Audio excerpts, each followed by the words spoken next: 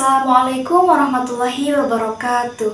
Halo teman-teman semua. Halo. Di video ini saya mau cerita santai soal penyuluhan agama. Apa itu?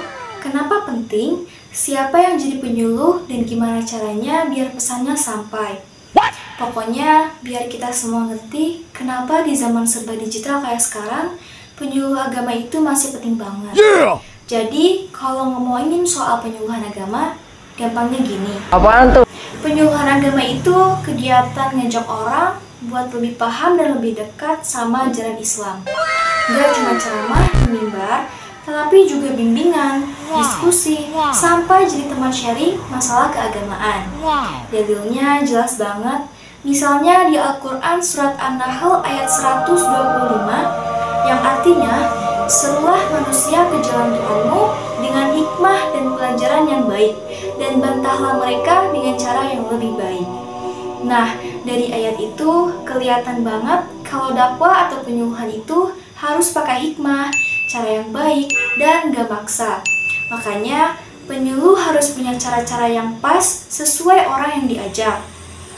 Terus, tujuannya apa sih? Apaan tuh? Tujuannya yang jelas, untuk membina masyarakat supaya paham agama, mau beramal, dan punya akhlak yang baik. Penyuluhan juga bantu orang untuk menyelesaikan masalah sosial, misalnya soal keluarga, pendidikan anak, atau masalah moral di lingkungan. Jadi, penyuluh itu kayak jembatan antara ajaran agama sama kehidupan sehari-hari. Biar Islam gak cuma teori, tapi benar-benar diterapin.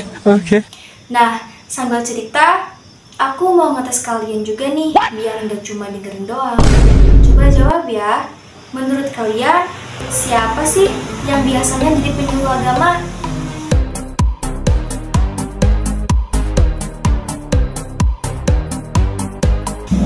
Bedong, jelas ya. Biasanya penyuluh itu ustadz, guru agama, atau tokoh masyarakat. Tapi intinya siapapun sebenarnya bisa, asal ngerti ilmunya dan mau jadi contoh yang baik. Perannya juga banyak banget. Yang pertama itu jadi mubalik, kayak nyampein materi agama. Yang kedua jadi motivator, nyemangatin orang buat berubah. Yang ketiga jadi fasilitator, bikin kegiatan keagamaan jalan terus. Makanya penyuluh harus punya kompetensi lengkap, kayak pintar, punya ilmu agama, bisa komunikasi yang enak, dan yang paling penting punya akhlak yang baik. Soalnya gimana orang mau dengerin kalau penyuluhannya sendiri akhlaknya minus kan? Terus gimana caranya penyuluh nyampain pesannya? Banyak banget metodenya. Apaan tuh? Salah satunya yaitu bisa ceramah, kayak yang sering kita lihat di masjid. Bisa juga diskusi kelompok, bimbingan bareng, atau demonstrasi kalau materinya praktik, misalnya wudhu atau haji. Sekalian deh, aku mau nanya lagi. Gampang kok. Kalau sekarang, media apa yang sering dipakai penyuluh supaya pesannya makin sampai?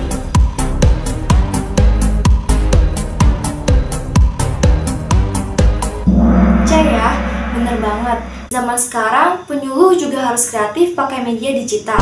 Bisa lihat lewat video YouTube kayak gini, postingan Instagram, atau short video TikTok. Yang penting pesannya sampai, komunikasinya persuasif, dialogis, dan partisipatif. Jadi nggak cuma searah, tapi penyuluh juga sekarang punya tantangan baru. Di era digital, informasi agama bisa diakses siapa saja. Tapi kadang malah bikin bingung. Banyak hoaks agama, ajakan radikalisme, atau sikap intoleransi.